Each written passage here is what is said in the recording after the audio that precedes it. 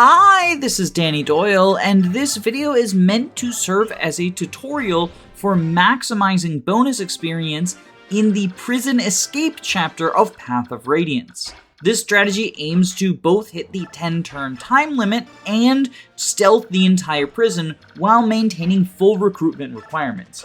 We do not get any of the treasure chests as a result of this, but the items in the treasure chests are not actually especially good. There is a counter scroll and a statue frag, which both could be sold for some money, but I don't think money is super tight at this point in Path of Radiance. Additionally, one chest has a steel lance and one has a javelin, both of which are items that are free to purchase in the Prep's armory. The most valuable thing that you miss out on is the short axe. Both Titania and Kieran, or a promoted Oscar, would appreciate this, but it's not the end of the world to go without. I also did not kill the boss for his droppable Master Seal, because in this run I invested a lot of bonus experience in Soren as opposed to Oscar or Titania. In this clear, we only have a window of one enemy phase plus one player phase to kill the boss, and as it stood, my paladins weren't able to take him on in just 2 rounds of combat. A Master Seal isn't the biggest thing in the world to miss out on because not too many units really want it, but it is worth noting that if you were to bonus experience dump into one of your paladins, you could add that to your list of treasures for this run at the sacrifice of 10 BXP for whoever kills the boss not escaping on that turn, since you cannot both attack and escape in the same turn.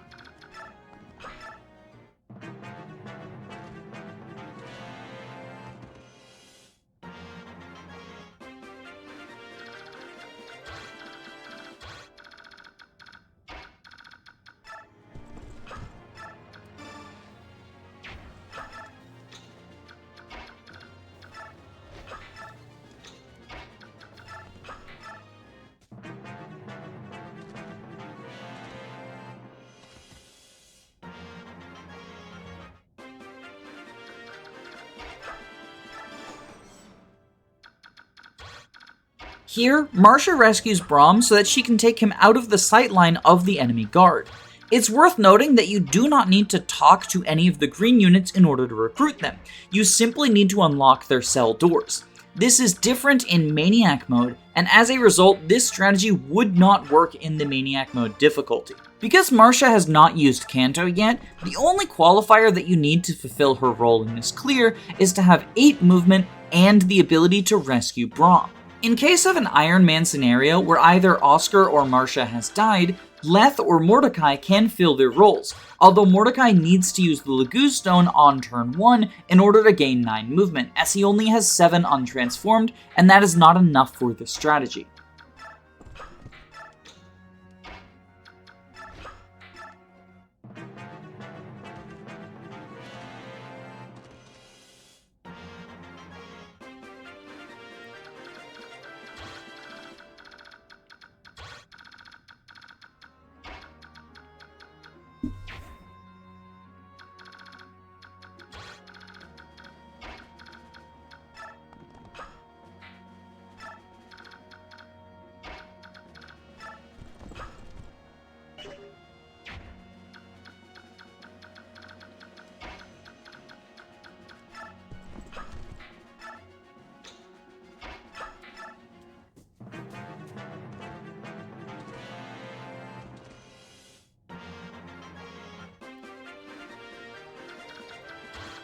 Turn 9 comes with a major decision point, because what you do with Oscar, Titania, and Volk will determine which of the side rewards you are going for. In this demonstration, I choose to go for Nephenee in order to fulfill full recruitment requirements.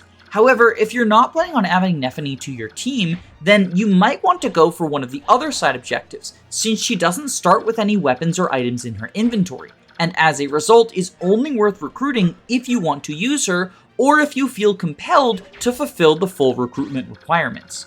After showing the initial clear, I will demonstrate other options for what you could do on turn 9.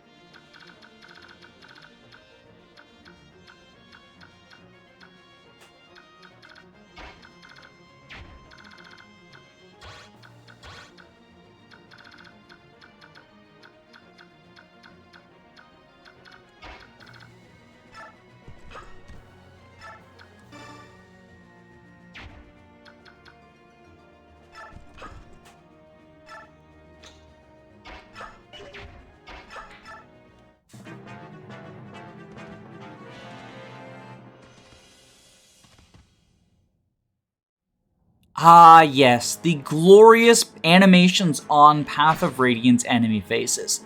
Nothing hits quite like this.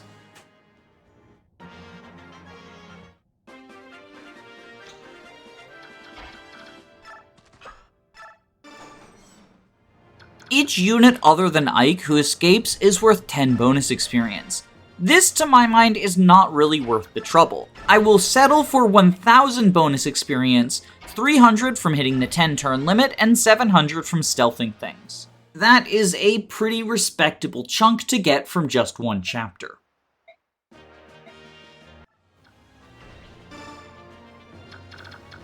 This is another option on turn 9. If you are interested in the Master Seal but don't care about Nephenee, you can have Titania bait the boss and drop Volk in range to be able to steal it.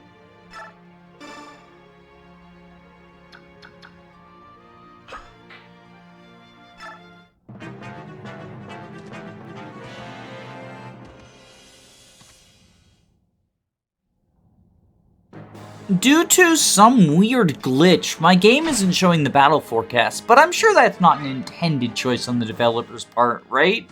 Right? Right?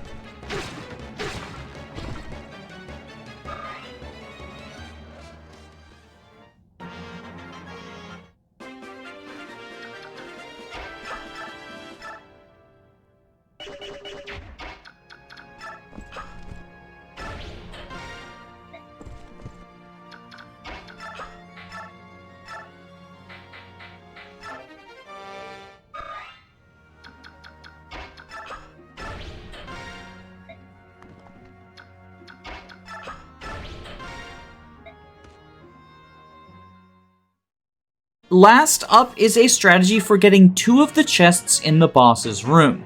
I chose to go for the short axe and the counter scroll because I think those are the most valuable of the treasures.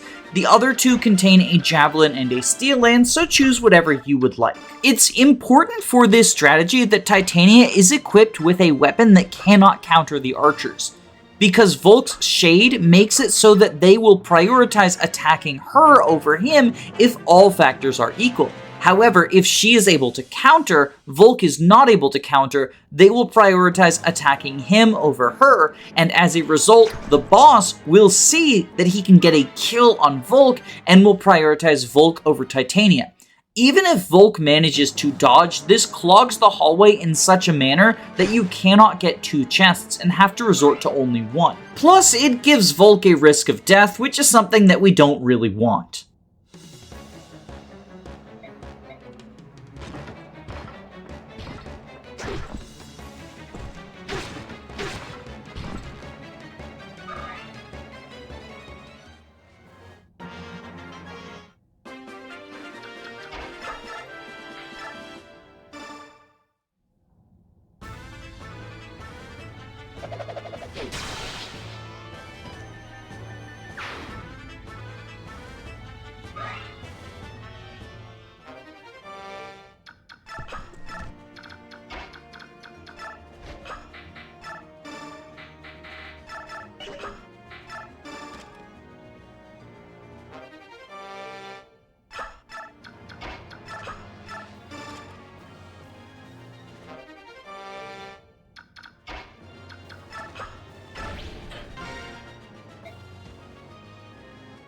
It's kind of sad leaving Nephenee to rot in her jail cell, but you do at least get some unique dialogue, which I will let play out on screen now. While that's playing, I do want to say, if you enjoyed this tutorial and found it helpful, I would really appreciate you clicking the like button and maybe subscribe if you want to see what else I've got cooking. Regardless, I hope you have a wonderful day. Stay safe, gamers.